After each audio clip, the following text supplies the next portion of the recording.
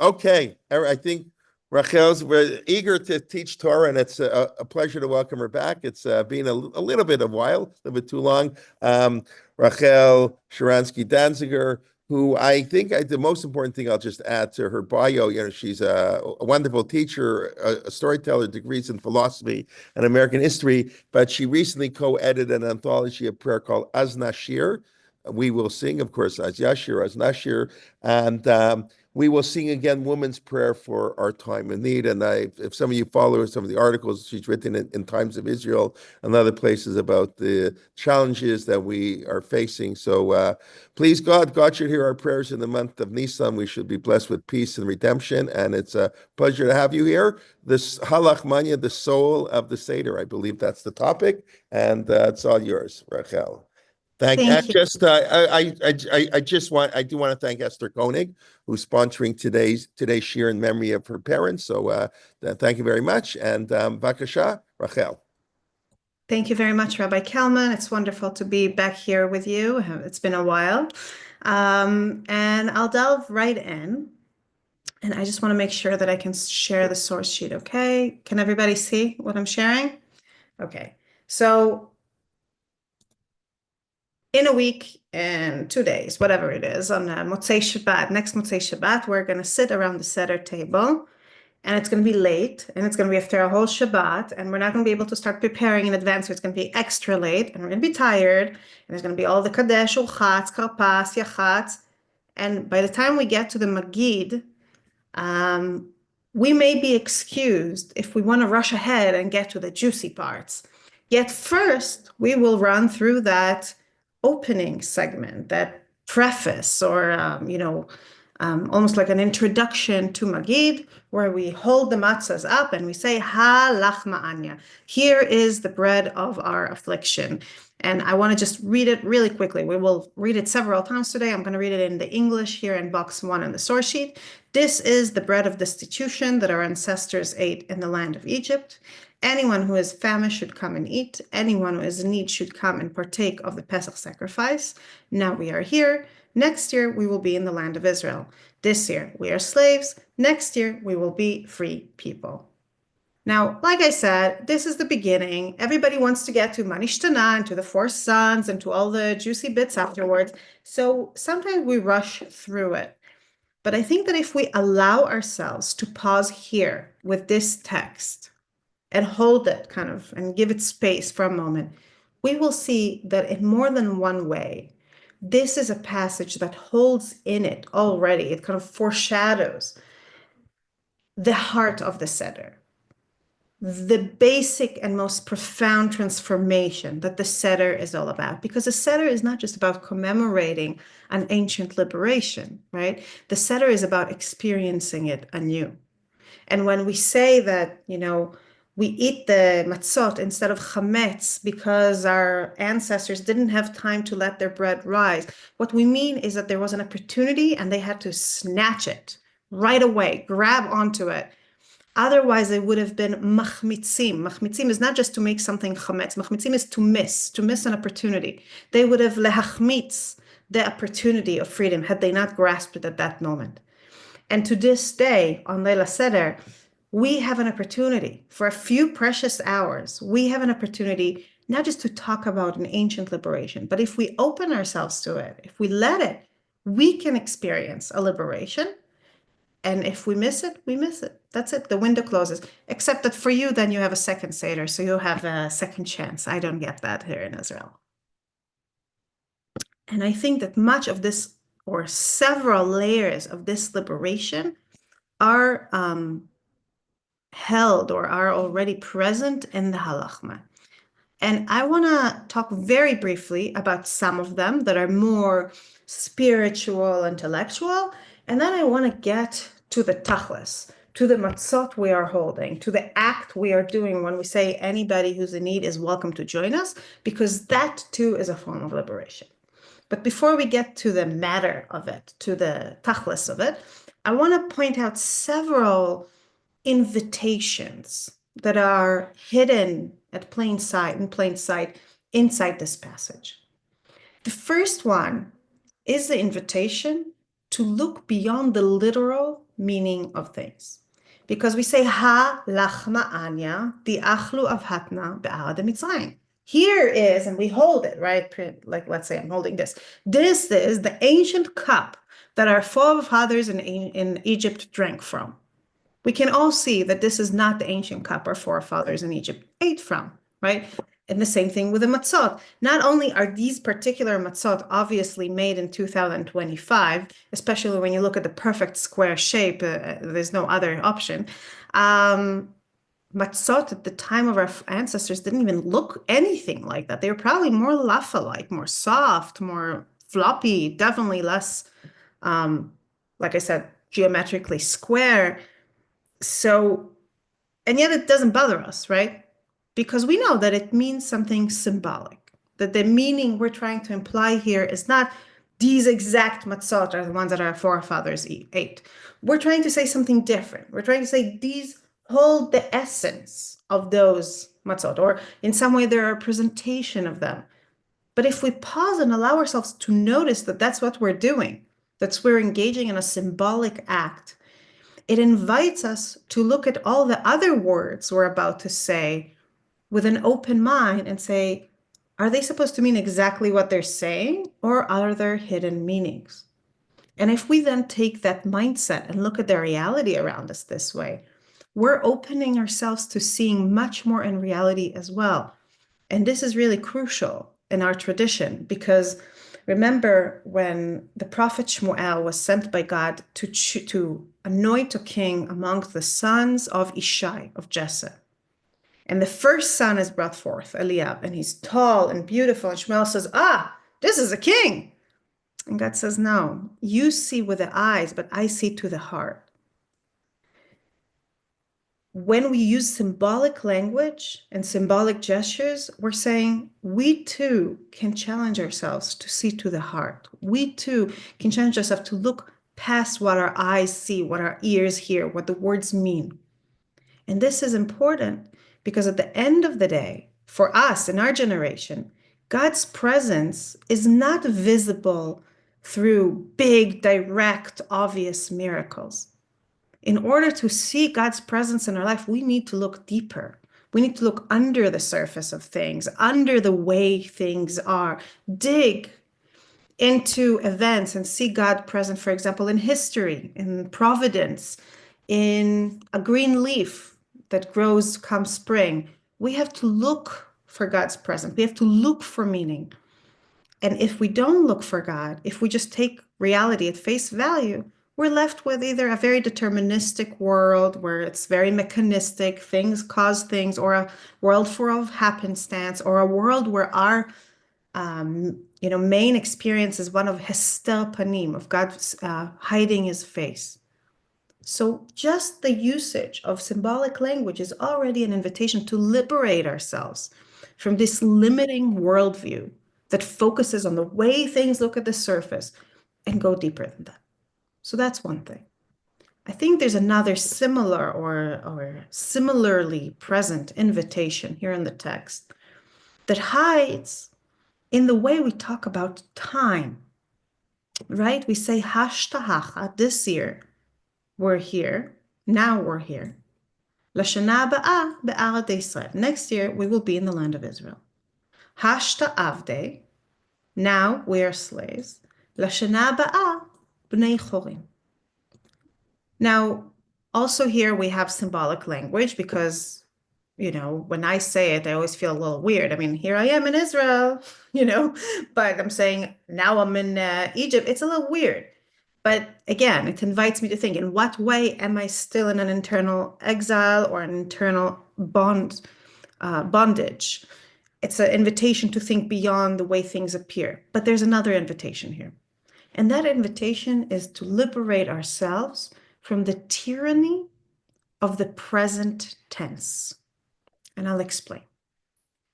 All of us, and we all suffer from it by means of being human. That's part of our perception.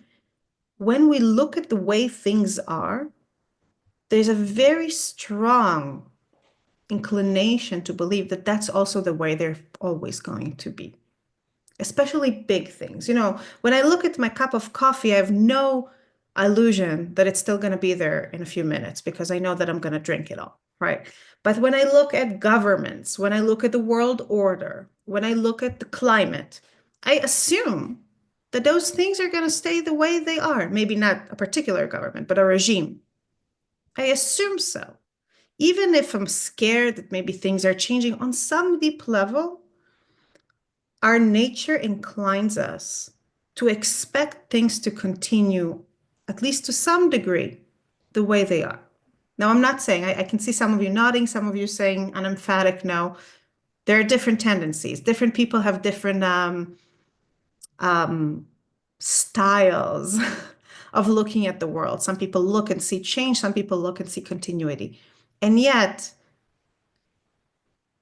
when we say, oh, can I change a regime?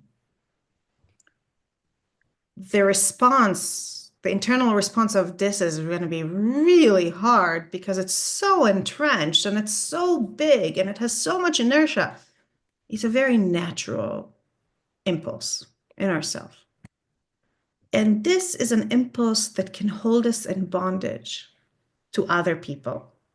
When my father, Natan Sharansky, was a young man in Russia, in the Soviet Union, the way the regime held people from challenging it wasn't by killing all of them. It was enough to threaten, kill some of them, arrest some of them. And everybody else would say, oh, it's so dangerous, it's so hard, it's impossible. And they would hold themselves in bondage in lieu of the government having to hold a gun to their head. And the big thing, the big struggle, before there was an actual open struggle to emigrate and for human rights, the refuseniks, the people who became refuseniks, who asked for a visa and then were refused, had to overcome the internal feeling that there's no way to change reality, that what was will always be, and there's no way to stand up against this immense evil empire and win. They had to overcome this certitude deep inside themselves in order to do something about it. And when you look at the Israelites in Egypt, when you look at, I don't know, the Jews in Russia, when you look at people in facing dictatorial regime throughout history or in bondage throughout history, it's clear that before there can be physical liberation, they need to liberate themselves from this belief that there's nothing that can be done to change the present, to change reality as it is. But it's not true only on the big scale. The same is true for us in our own struggles with our own habits, with our own environments, with the way we are, with the way our dynamics with the people in our lives are. We too, whenever we want to improve things, we first have to believe in the improvability. I know it's not quite a word, sorry, but we need to believe that reality can be changed, that the present tense does not extend eternally into the future.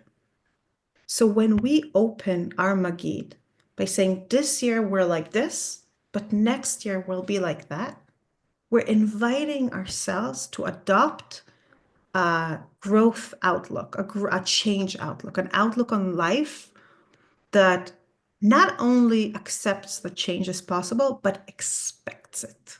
We expect to be different next year than we are now. And that is a form of liberation as well. But like I said, I don't want to remain in the level of idea, of intellectual ideas that inspire us and invite us and change the way we look at things, even though I believe those are extremely crucial.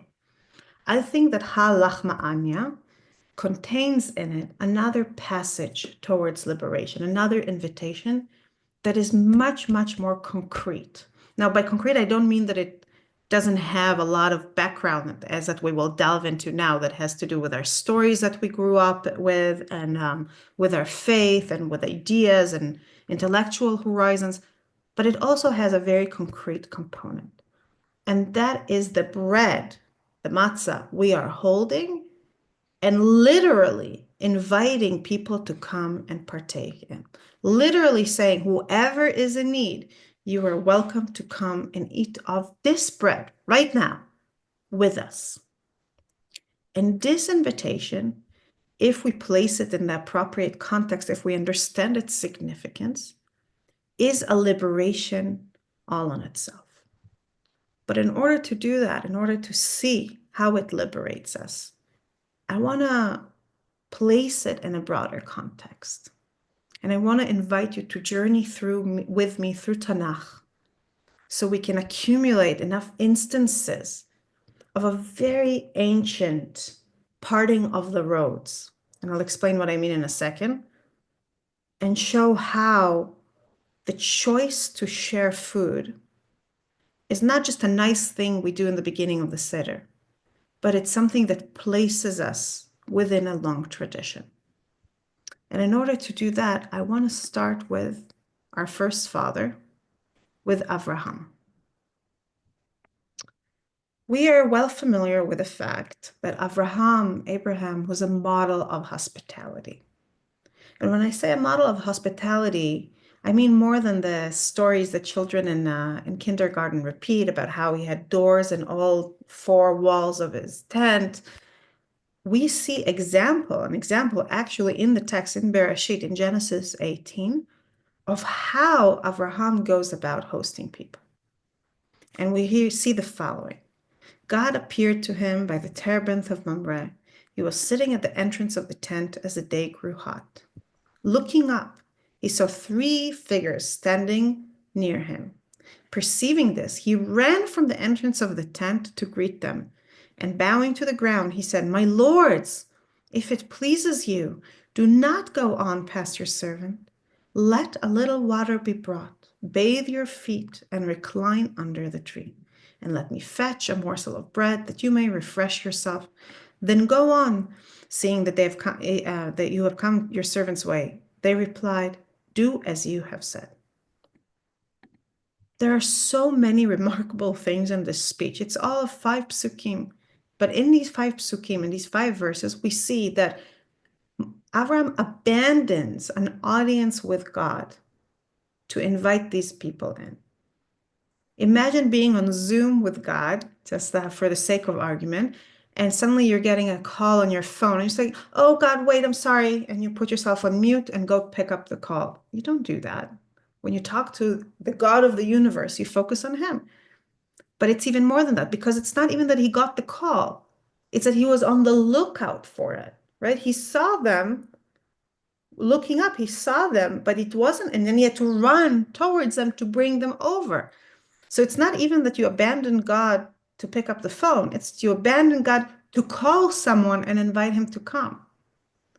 And yet, God has no objection to this. This is a desirable trait in Abraham. Now, the other thing we can see in these verses that I just read is that Abraham speaks to them with extreme respect, with extreme kavod. He's not saying, "Would you like to stop here and drink and eat?" "Oh, okay, sure, come in." He goes, "Anna imna matzati chen ben." If you like me, if I please you, al natzah. Danziger, Sharansky. What are you saying? I'm sorry, can you please mute yourself? Sorry. Thank you. And it just, we keep seeing that he has this language of extreme welcome, extreme kavod. Now, I'm not going to read the whole text, but if you look, you will see that he goes on about executing his promises with great speed. We hear hastened, okay, and quick, he says to Sarah, and then he ran to the herd, and then he took it and quickly hastened to prepare the calf that he took, and then he waited on them under the tree as they ate. And just at every stage, he keeps hurrying up. Of course, what we see later, and we're not going to read it now because that's not our focus, is that these 3 men are no regular men. They are messengers of God, and they're there to inform Abraham of a miracle to come, of the fact that he's going to have continuity, and that this continuity is somehow incredulous and incongruous, because his wife, who is past the age to bear children by quite a lot, is going to bear him a son. And she laughs, just like he laughed earlier when he received it as a prophecy. And we see this cluster of things. We see that he opens his doors to people. He goes out of his way to share food with people. And in the same sequence of event, he gets a promise that goes beyond the natural order of things, something that exceeds every possible expectation. I am highlighting this because this is a pattern we're going to see later again, that when people share, when people open themselves and share what they have, the process that begins, that is rooted in that, is a process that goes against natural, normal expectations.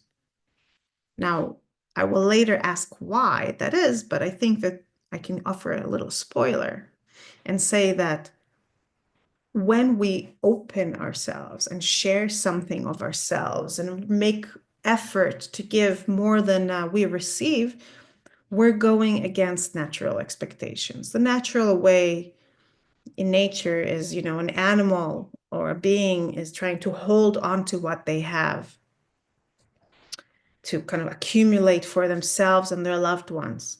And when we share, we basically defy that natural instinct. We cross past instinct into a realm of choice. We liberate ourselves from self-interest, from the preoccupation with self-interest, which is natural and instinctive to everybody. And in doing that, we open ourselves to receiving or to watching the world becoming something beyond what's expected, beyond what's normal and natural, because we enter a different plane of being. But let's wait with that. We see what Avraham is. But earlier in the Abraham story, there was a moment when his nephew Lot had to choose whether he wants to make the effort and stay with Abraham or leave. Avraham was a person who gave him this choice, and he did it after their sojourn into Egypt, after the sojourn where the Egyptians took Sarah from Avraham and then only with God's intervention returned her, and then gave both these men a lot of wealth to make up for it. So Avraham and Lot come back from Egypt heavy with possessions, and their shepherds don't get along. Their shepherds keep fighting. And according to the Midrash, according to the sages, it's because Lot's shepherds had a very lackadaisical attitude towards ownership, shall we put it this way? They didn't think it's a problem to let their sheep, for example, to go into other people's fields and eat their grain, because they said, oh, God promised this land to Abraham, so Abraham's people can take whatever they want. And Abraham was very scrupulous, and he said, no, we only eat what is no man's. We're not going to take our sheep into people's fields. That's the sages' version. Already in the psukim, in the verses themselves, we see that the land just didn't hold them. Their wealth couldn't exist in the same space. So Abraham, instead of going into a conflict, says, why don't we split? Let's part as friends. You choose. I'm not limiting you, Mr. Lot. You choose. Wherever you go, I'll go the other way. And that moment of the parting of the ways is extremely significant for our narrative, for the kind of journey we're taking through Tanakh. Because as we will see, Lot makes the fateful and honestly self-defeating choice to go to a place that represents the opposite of Abraham's way of life. If Abraham, as we saw in the previous source, which actually happens later in the story, but that doesn't matter, goes out of his way to bring in guests. If Abraham runs and makes haste and does everything he can to include them and bring them in, Sodom is a place where people hold on to what they have, and not only do they not share it, they make it illegal. They make it impermissible to share anything. Now, of course, we don't see it right away. But if we look carefully at what motivates Lot when he makes his decision, we can learn an important lesson that recurs over and over in Tanakh about the connection between certain types of wealth and the possibility of moral corruption. And we see it in the following segment. It's in box number 3, Genesis 13. In Hebrew, it says, Va'isa Lot et enav. Lot raised his eyes. In Tanakh, in the Bible, when we hear that somebody raised his eyes, it's not just the act of seeing, it's seeing deeper. It's like it's going to reveal something about what this person wants, what they look for in the world. And he saw how well watered was the whole plain of the Jordan, all of it. This was before God had destroyed Sodom and Gomorrah, all the way to Tsoar, like the garden of God, like the land of Egypt. So he's looking at this very fertile green area and he's comparing it to two places, meaning that's his perspective, right? His perspective links it to two places. It links it to Eden and it links it to Egypt. And Rabbanit Yael Ziegler in her classes points out that this connection, this association to Egypt should have lit a warning light, a little, red light in Lot's mind, because he literally just came up from Egypt. And in Egypt, his aunt, Sarah, was taken by force by the king, and only by the grace of God was she returned unharmed to Abraham. And if Abraham would have said she's his wife, perhaps he would have been killed on the spot. So he knows what Egypt is. He knows that Egypt is a dangerous place filled with rapacious people who believe that might makes right and they can take whatever they want. He knows that. But what he thinks about when he thinks of Egypt is fertility, is plenty, is water and grain and a place where one can grow very, very rich. In other words, when somebody raises their eyes in Tanakh, what follows is almost always a form of self-portrait. We see what they see, but really what they see, we see, too much sees, we see what they notice. And what Lot notices is the physical material plenty and not the moral assumptions that underlie it. And we even hear, as if it's a known thing, we hear immediately after that in verse 13, now the inhabitants of Sodom were very wicked sinners against Hashem, against God. What does it mean to choose the Egypt-like place? What does it mean to choose Sodom as a place where you root yourself, where you build yourself, where you try to live? For Lot, it means that his life gets destroyed twice, that the very wealth he pursues is lost to him not once but twice. The first time when there's a war of the 4 and 5 kings and the king of Sodom loses and all the people of Sodom get taken captive and all their wealth is confiscated, is taken as spoils, and Avram has to go and save his nephew's city, basically. And the second time, when the evil of Sodom becomes so intolerable that God destroys Sodom. In other words, when you pursue material wealth without attention to the moral reality that surrounds it, you're not setting yourself to becoming rich. You're setting yourself to losing even that which you prioritize, because true prosperity cannot for long be founded upon injustice. But there's a deeper layer here. And to understand that layer, we have to try and understand why wealth and water are associated so closely in this passage. Why is it that when Lot looks, what he sees is the water, how well watered the Jordan Valley is, and that's what attractive him, that's what reminds him of Egypt. And that goes back to how the wealth of the great powers of the ancient world was built. Some of you have heard that from me before. I'm sorry, I'm repeating myself, but in a very interesting book called Against the Grain, historian Scott James points out that all the big empires of the ancient world, and by all, I do mean all, actually, throughout the globe, grew near big rivers. If you think about Babylon and Egypt with the Nile, or if you think about the Amazon in the Americas, or about the Yellow River, and I'm not gonna embarrass myself by revealing my ignorance of geography here. Big rivers, let's go with that. Big rivers all around the world are where the big ancient civilizations started growing. And Scott James points out that until then, people lived a semi-nomadic life. People lived in small clusters.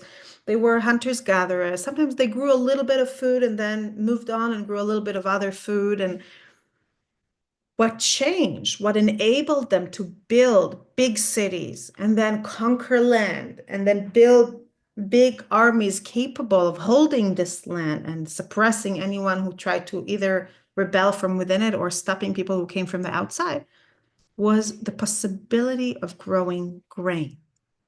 Now, the type of grain differs. If it's wheat in some areas, it's rice in others. But what makes grain unique among foods is that it's preservable, unlike meat, which rots eventually. Or legumes that don't hold as well. Grain, if you keep it dry, you can keep it for a very long time. And it's measurable, quantifiable, and taxable. Meaning the second people lived by rivers, which enabled them to grow these types of grain and change the way they ate their diet, the people in power and, then warlords or whatever were able to tax it more effectively and use it, leverage that wealth that they started accumulating to paying mercenaries and fighters and tax collectors and growing the apparatus of the state. But as Scott James points out, this whole process is deeply, deeply tied to the rise of oppressive regimes because it's essentially exploitative. Meaning, if you're the Mr. Smith living by the river who just happened to start growing grain because that's what everybody else is doing, and then a king comes, and until then it was like, a warrior that sometimes did things, but whatever, and now he's building a whole state around you. His interest is for you to keep growing grain and lots of it. But what if you don't want to grow grain anymore? What if you want to go back to your nomadic lifestyle or live this river and go live by a different river?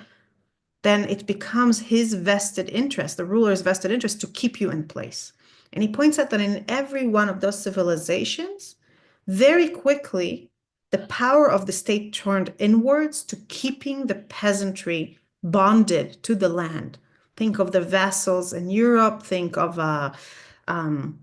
in China, they had very, very careful census to make sure that you stayed exactly where you're supposed to stay. In the Soviet Union, when they unionized the little villages and turned them into kolkhozes, they didn't give the people who lived there internal passports. In the Soviet Union, you couldn't travel anywhere without an internal passport, and they didn't give people internal passports at them from the village, so they can't leave. They're stuck in that life forever. And when Abraham goes to Egypt, in our mind, we think of it as, Abraham, our hero, is going, and Paro, the evil guy, is going to take his wife. And we focus on our story. But really what we're watching is a clash of civilizations.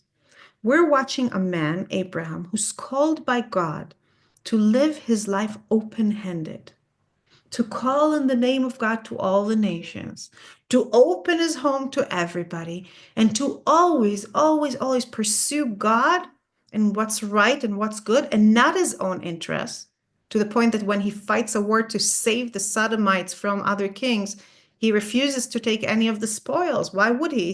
He's not trying to enjoy doing the right thing. He just does it because it's the right thing. And that man is going down to Egypt, which is the exploitative grain empire of that area at that time. And this, of course, is only the preview, right? It's the first episode of quite a few encounters we then have with Egypt in the next generations until we ourselves become enslaved there. And with every encounter, we see how this is a power, a state, a civilization that can achieve amazing things, but it does so coercively and exploitatively, hierarchically, and by pursuing a world where the ruler become almost like the king, the god of the system. When Lot chooses to go to Sodom, to leave Abraham's open-doored, open-handed house and go to Sodom where people hold on to what they have, he is choosing to align himself with the exploitative, corrupt, rich civilizations of the ancient world. Now we know that he is not completely surrendered who he is, because when the angels come to Sodom, he, like Abraham before him, goes out of his way to share.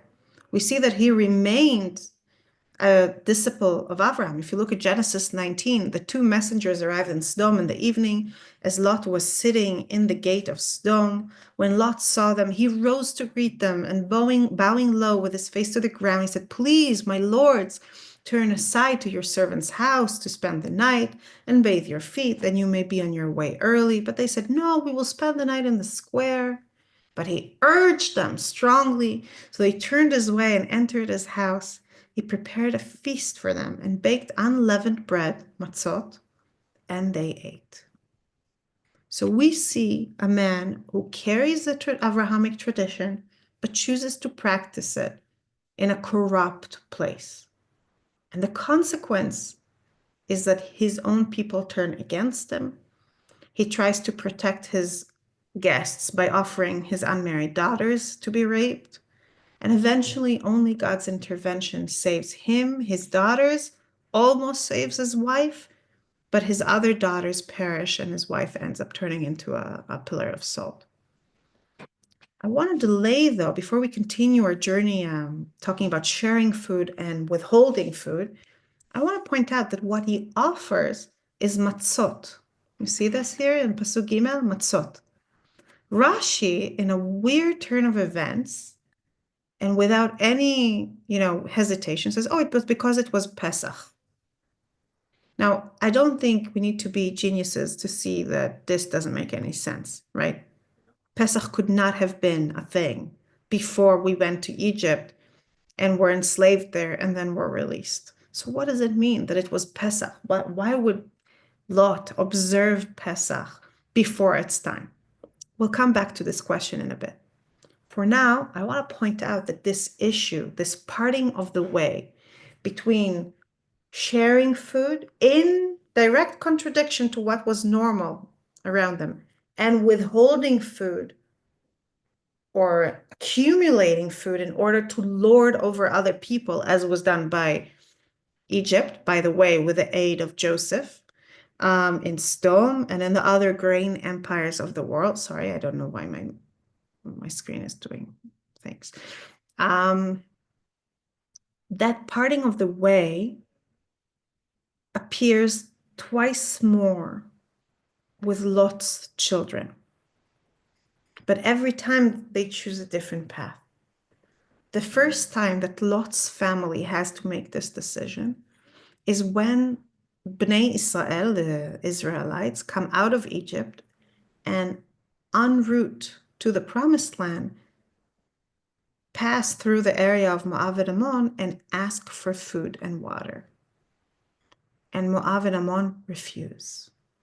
They choose to align themselves with those who withhold food, who close their homes, who close their hearts, who close their hands. And because of that, God says that Moavi and Ammoni shouldn't marry into the Jewish people for 10 generations, meaning if you have 10 generations above you, one of your ancestors is Moavi or Ammoni, you can't marry that person, which will come to haunt the next moment where this parting of the ways again opened up. And that was in the days of Ruth, generations upon generations later. And the story of Ruth is fascinating because that's a moment where everything is reversed. The descendants of Abraham, who live in the land of Israel, appear in this story as very kind of closed-hearted people who don't share food, who don't want to help each other. If you look at it, for example, just a moment, In the very beginning of Megillat Ruth, I'm here at box 6. In the days when the chieftains ruled, there was a famine in the land, and a man of Bethlehem in Yehudah with his wife and 2 sons went to reside in the country of Moab. And the rabbis are very critical of that decision because they say in order to be able to afford to emigrate, he must have been a very well-to-do person. And if he was a well-to-do person, it means that the poor people around him counted on him to help them in such hard times. But Elimelech thinks of himself, of his prestige, of his wealth, of his capital. And when there's a famine, it takes everything he owns and leaves, everything he can carry and leaves, because he does not see himself as responsible or beholden to the people around him. He makes the Sodomite, the Egyptian choice to withhold. That is a little bit of a midrash, right? You need to look at it with the eyes of the sages to see that here. But I think a better example is when Naomi, Elimelech's wife, who becomes widowed and loses both of her son and her wealth and her husband in Moab, comes home. And she comes home with Ruth, who I'll talk about in a second. And the two of them went on until they reached Bethlehem. When they arrived in Bethlehem, the whole city buzzed with excitement over them. The women said, "Can this be Naomi?" Do not call me Naomi, which means pleasant, right? It means pleasing. She replied, called me Mara, bitter. For Shaddai, God, had made my lot very bitter. I went away full, and the Lord has brought me back empty. How can you call me Naomi when the Lord has dealt harshly with me, when Shaddai has brought misfortune upon me? Thus Naomi returned from the country of Moab.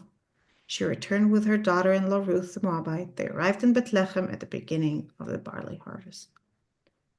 And the thing that is glaringly missing in this scene is the moment after Naomi's speech, when the women of the city put a hand on her shoulder and say, "Can I offer you a glass of tea, a cup of tea? Can I make you soup? Would you like to live with us?" Here she is baring her heart to them, telling them, "I went away full and I came back empty. God made my lot very bitter." And there's silence. Everything they get because Ruth goes out of her way to try and help Naomi get food. But nobody is offering them a helping hand to start with. So the land where the sons and daughters, where the descendants of Abraham, open-handed Abraham, dwell, has become a place of closed doors and closed hearts. It has become a place where people don't share food. By the way, the beginning of Ruth places it in the era of the Judges, and in the book of Judges, we see that refusal to share food over and over and over again, as Rabbanit Yael Ziegler talks about in her book about Ruth. And into that world, the world of the descendants of Abraham, who forgot Abraham's midot, Abraham's spirit, comes a Moabite girl, a descendant of the same Moabites who refused to share food with Israel, a descendant of the same Lot who chose to align himself with a place that reminded him of Egypt itself. And she brings midat hachesed, the attribute of loving kindness, back into the Israelite story. Because from the get-go, Ruth keeps going against her self-interest. Time and again, she sets aside what might serve her personally best and looks how to do for others.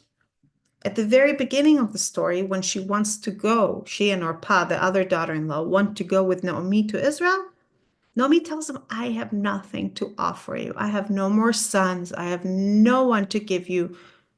I am a dead end. Stay here. Go back to your parents' home. Maybe you'll remarry. Here, you know the culture. This is your families." Presumably, they came from well-to-do families if they married a well-to-do Judean family. According to the sages, they were from the royal family even. Stay. You can have a whole new chapter in life here. You can have a whole new hold in life. But Ruth says, no, I'm going where you're going. Your God is my God. Where you live, I will live, and where you die, I will die, and there I will be buried. She sets aside her interests to support Naomi. Later, when they come to Bethlehem and they're greeted in this harsh way, and I would point out something beyond that, even Naomi doesn't treat Ruth with any honest welcome. She only accepts Ruth coming with her because Ruth kind of pressures her into it.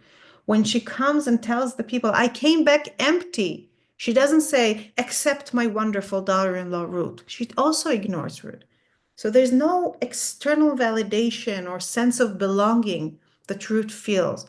And yet she goes out of her way again. She goes to the field to collect what the poor people can collect, with those wheat sheaves that fall while the reapers reap. And her chesed, her extreme chesed, starts a ripple effect. Because Boaz, the rich owner of the field where she goes to collect with the other poor girls what's left for them, sees her and goes out of his way to help her. And when she asks him why, he says, because I know what you did to your mother-in-law. So he is inspired by her loving kindness to act, by her sharing everything she is with Naomi. He's inspired to share his food with her. When she brings that extra food to Naomi, that awakens Naomi, and Naomi suddenly has hope. And now Naomi has ideas about what to do with the future. And so the story progresses. And by the end of it, when Ruth gives birth to Boaz's baby, the whole city celebrates with them. Everybody shares in the happiness. And we could look at it very, very cynically and say, oh, when someone's suffering, everybody's like, oh, not my problem. When someone's celebrating, everybody wants to partake in the celebration. I choose to look at it differently. I think that Ruth engages in contagious kindness. She goes so out of her way to open herself, to share, to help, that people can't help but be inspired, slowly by slowly, ripple after ripple, to be like her. And so comes the descendant of Lot and brings the Avrahamic spirit back to us. Now, at the beginning of our journey, right, when we talked about Avraham and the angels, I said that there's a recurrent theme that ties together sharing food and things happening that are beyond natural expectations. And we see it here very powerfully. Because when Ruth goes out of her way to share and other people start sharing, and a whole ripple effect or a contagion of sharing and generosity and kindness, sharing of the self, sharing of food, sharing of joy, sharing of blessings, takes over Bethlehem, that's when Bethlehem becomes the place from which King David and ultimately the Messiah will come through the Davidic line. In other words, the possibility of Geulah, of redemption, is born from the sharing of food.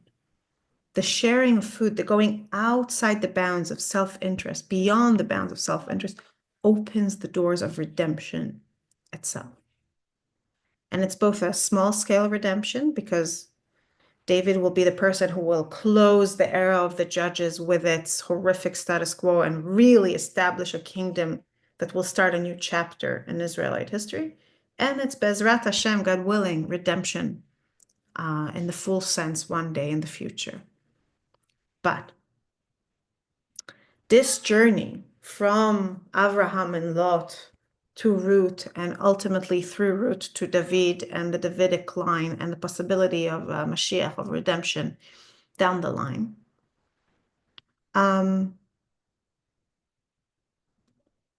doesn't remain or isn't contained by the pages of Tanakh, of the Hebrew Bible. The Hebrew Bible offers us a map. It offers us the picture, the map of the beginning of this journey. It maps for us the parting of the ways that Lot, his descendants at different times, the Israelites at different times faced. And it maps for us what are the consequences of choosing each of these paths. The path of withholding might lead to riches think of Egypt, right? Of one powerful Egypt, think of Babylon. But ultimately, it's the kind of riches and the kind of success that come at the cost of moral corruption. They're exploitative, they're abusive, and they're doomed to collapse. Whereas the choice to open your hands, open your heart, open what you are, may seem on the short term to be unsafe, unwise, but ultimately that's a living tradition that can revive communities throughout history. And that is the way of life God expects of us. But I'm saying that it's not contained in Tanakh because it's a mission that Tanakh leaves all of us with. It's a mission that all of us are entrusted to keep living up to. Because when we think about the Exodus, and at the end of the day, this is what we do now, right? We're thinking about the Exodus and what does the Exodus means for us? This is what this month, this is what this time is about. The Exodus isn't just leaving physical Egypt behind. The Exodus, as God Himself tells us over and over again, is meant to be the beginning of us establishing the anti-Egypt civilization, an utterly diametrically opposed, different way of life. And time and again, we see it in God's instructions to us. Treat the poor well. Remember you were a stranger in Egypt. Treat the strangers well. Remember you were in Egypt. King, when you want a king, make sure the king is not too rich or married too much or has too many horses. In other words, don't give the king so much power to enslave you so that he doesn't take you back to Egypt, which I think means also spiritually, doesn't make you into Egypt. Time and time again, we see this streak running through Torah that says leaving Egypt behind is not just a geographical movement. Leaving Egypt behind is the essential evolution of what it means to be us. We are meant to be not Egypt, not Sdom, not withholding, not Bethlehem pre-roots visit. We are meant to be the place where people take care of each other. We are meant to be the place that does not allow the exploitative, abusive hierarchy that Scott James talks about when he talks about the grain empires to rise up. That is our mission.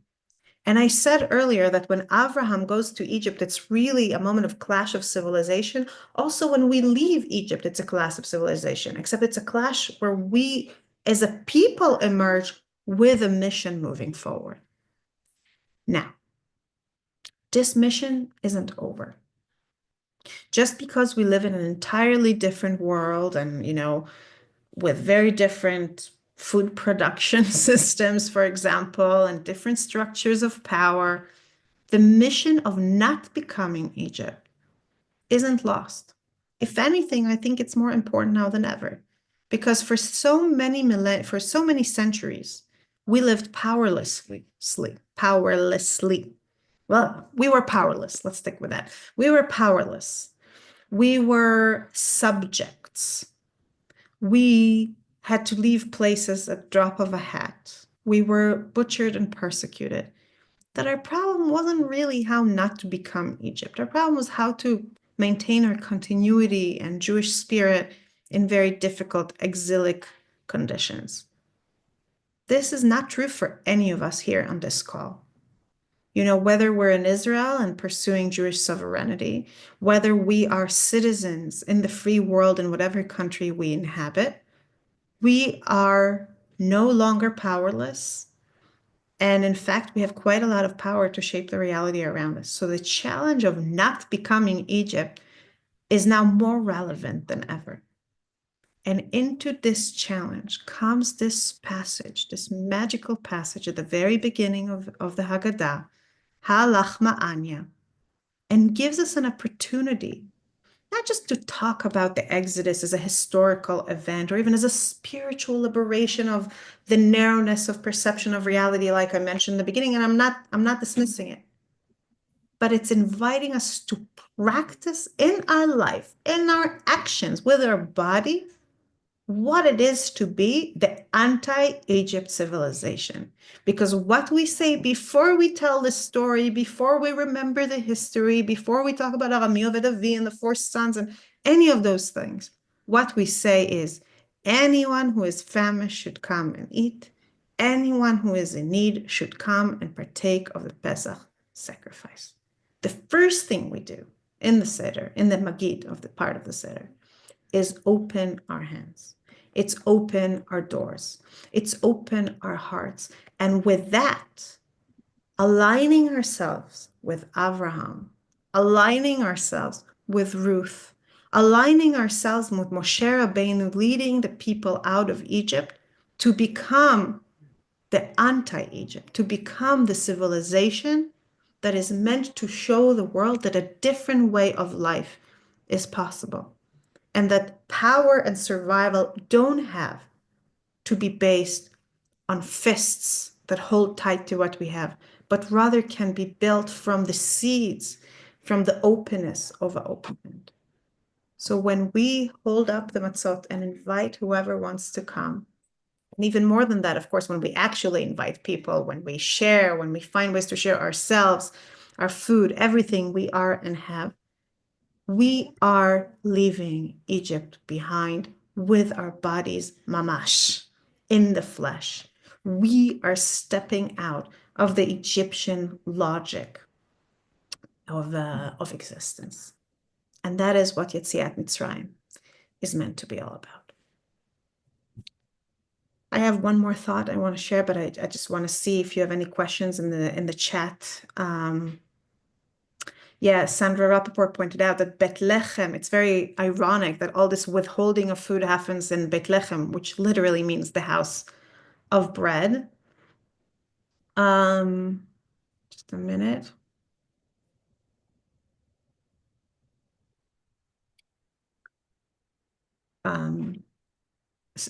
Sandra also pointed out that inertia is a physical, like in physics, we talk about inertia of things staying a certain way and that we have to break it if we want to do something beyond that. I got a message from someone named Berkowitz that I don't quite understand. Would you like to, Harold, would you like to expand on it? Or Debbie, I'm not sure. I'm not sure who sent it about Dominion. Okay, so I'll Yes, leave I'm it. sorry. Yes. I'm sorry. My question was, maybe I had a misspelling.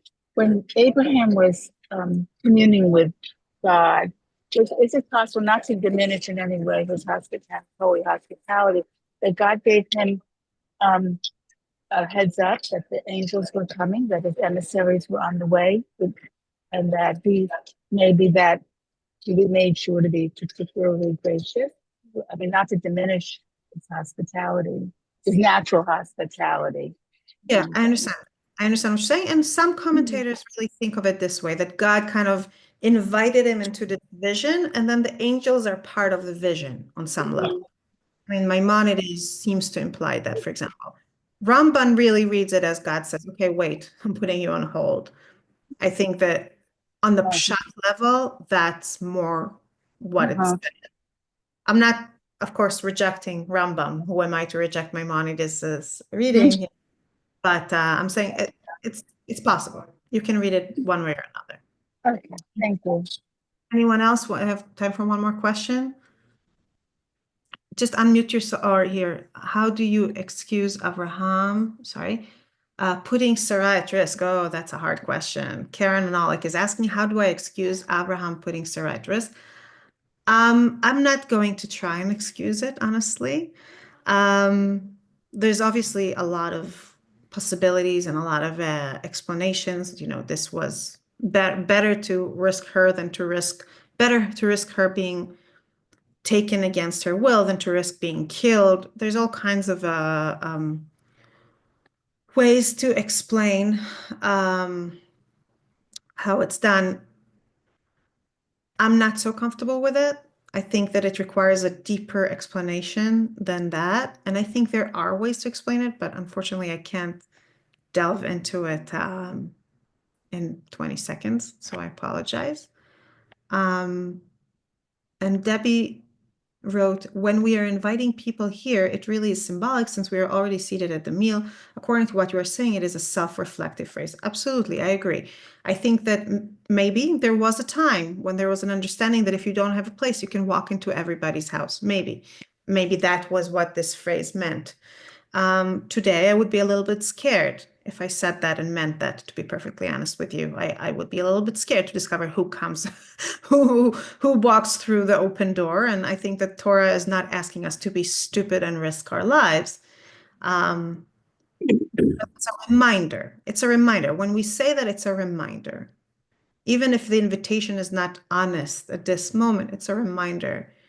And it's kind of a path that's still there from ancient times, waiting for us to act on it. Hopefully not a reminder that we only realize after it's too late. Yes, Mindy, good to see you. Hi, it's nice to see you. I think that Naomi was actually not acting in her own self-interest when she told Ruth not to come with her. I think just the opposite.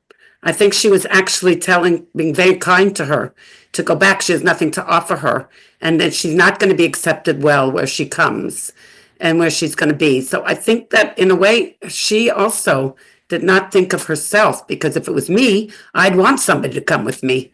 So I think she also has to be lauded in that way to try to get her not to come. I really like this interpretation, Mindy, because I think that it's true. First of all, I think that I focus on Ruth for the purposes of our discussion, but you're right. Naomi also is being selfless. She's trying to tell Ruth, don't come. It's not good for you. Do what's good for you. Not good for me. Don't be with me. And, I'm a sinking ship. Don't sink with me. It's not worth it. And she's part of that change. She is being selfless and trying to keep Ruth away. Ruth is being selfless and coming with her. Both of them are acting against their own interests. And really, you're leading me to the thought I wanted to share before we have to finish here. So thank you. And I'm sorry if there's Thank you. Thank you. And I'm sorry if there's questions I can't address anymore, but I'll just finish with one last thought to take with us. Torah doesn't say be, angels who just give and die. Torah doesn't say, live on such a level of lack of self-interest that you're just taking advantage of. No, there are plenty of laws in Judaism that have to do with the accumulation of wealth and with, being well-to-do and working your land and having assets. It's not asking us to be ascetic. But it is asking us over and over again to root what we have, or kind of to reframe what we have through an awareness of indebtedness. Meaning the first fruit we collect from our own trees, we bring to the temple and we say Mikra Bikurim. We say this text of Arami, Oved, Avi, my father, like the text that is later woven through the text of the Magid, where we basically say these fruits are here. We have them because God took us out of Egypt and brought us here and gave us this land. We have, wheat, the first of it goes to the Omer, the Seorah. We have land and we can buy more land and accumulate, but in the Yovel, everything goes back because it's God's, it's not ours. For 6 years, we accumulate food, and then Shemitah, we can't do anything in our field anymore, almost anything, because we acknowledge that it's God's. It is God's. So time and time again, God encourages us to grow, to make the world, through our endeavor, through our industry, through our self-interest, a better place, but temper it with this deep awareness of whom we are indebted to. And Moshe Rabbeinu over and over again in Deuteronomy tells people this is the condition for staying in Israel. In other words, if we want to hold on to what we have to share it. We have to open our hands and give maaser and give truma and acknowledge where it's coming to us from. We make wealth, but we make it as stewards and not as owners. We are the stewards of the world. And our survival, our prosperity depends on this constant rejection of Egyptian entitlement, basically. So my blessing to all of us is that in our own endeavors, may we be all wealthy and well. Yes, may we all have a lot to share, but may we root it in the right values, and may we represent as individuals and as a group, wherever we are, the anti-Egypt civilization that God has invited us, challenged us to create. I'm wishing you all Chag Kasher v'Sameach, and may it be a time of true liberty to the hostages and to all of us. Bezrat Hashem. God willing. Thank you very much. Amen. Samantha. Yes, Gaia. Thank you. תודה רבה. חג כשר שמח. חג כשר ושמח. קודם שמח ואחר כך כשר. Bari also healthy. Goodbye, everybody. בריאות, גם בריאות, אבל שמח, מה שחסר. Regards to Rachel and Naomi. Will do. Thank you, Mindy. Good to see so many familiar faces. It's really wonderful. Pesach Sameach, everybody.